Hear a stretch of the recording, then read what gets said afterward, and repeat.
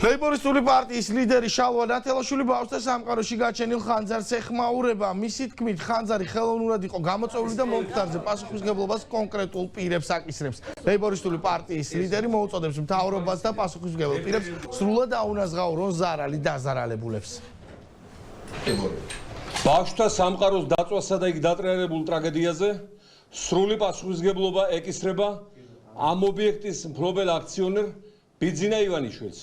მე გავიხსენებდი ერეკლეს მოედანზე საცხოვრებელი სამსართულიანი უზარმაზარი სახლის ორჯერ დაწვას, რის შემდეგაც ეს ფართი მთლიანად იყიდა ბიძინა ივანიშვილი. როგორ აკოტრებდა ხელოვნურად ბიზნესებს, კონკურენტებს, კამპანიებს და როგორ ჩალისფასად იგდებდა ხელში მათ ქონებას. მოუწოდებ ამ ბატონს საკუთარი ფონდებიდან და ბანკიდან სრულად აუნაზღაურო ზარალი ადამიანებს, რომლებიც მან არაერთხელ მოატყუა და დღესაც აი ამ ცივ ზამთარში ქუჩაში დატოვა.